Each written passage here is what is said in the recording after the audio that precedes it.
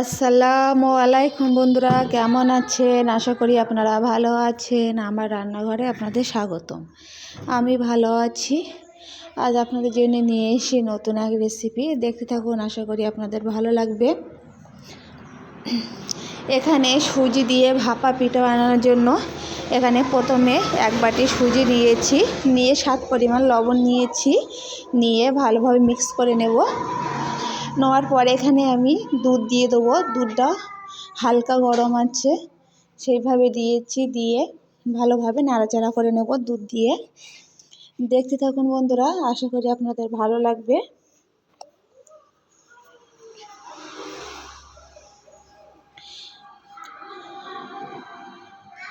ভালোভাবে নাড়াচাড়া করে নেব বন্ধুরা।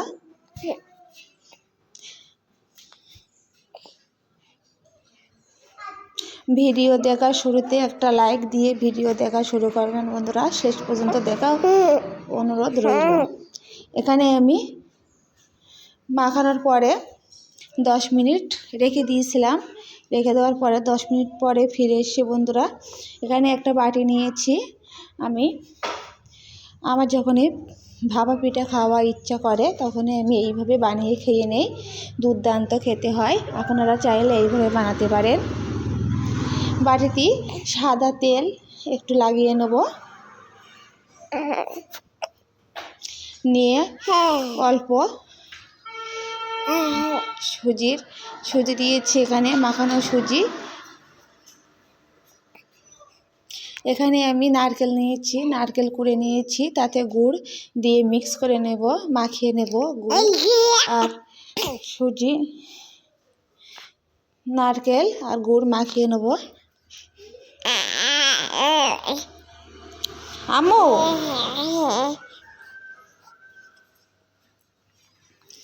এখানে আমি নারকেল মাখানোটা দিয়ে দেবো ভালোভাবে। দেখুন বন্ধুরা, আশা করি আপনাদের ভালো লাগবে।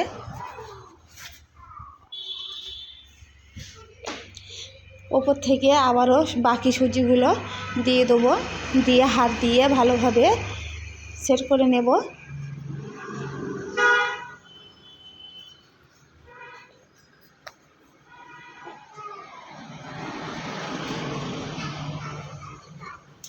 দেওয়ার পরে একটু ঝাঁকিয়ে নেব, ভেতর থেকে বাতাস না থাকে যেন, ওই জন্য একটু ঝাঁকিয়ে নেব। এইভাবে ঝাঁকিয়ে নিতে হবে বন্ধুরা।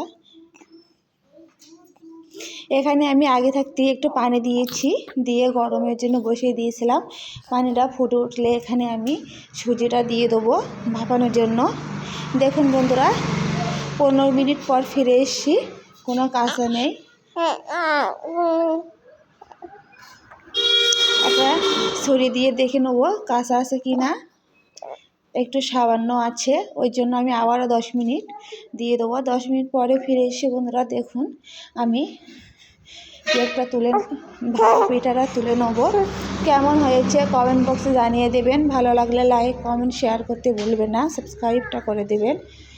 আর দেখুন বন্ধুরা কত দারুণ হয়েছে, কত দারুণভাবে উঠে গিয়েছে দেখুন।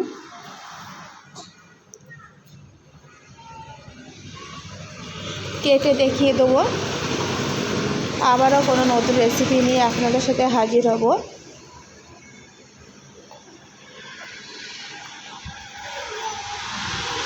দেখুন বন্ধুরা, একটু বলে কাছে নেই, কত দারুণ হয়েছে দেখুন।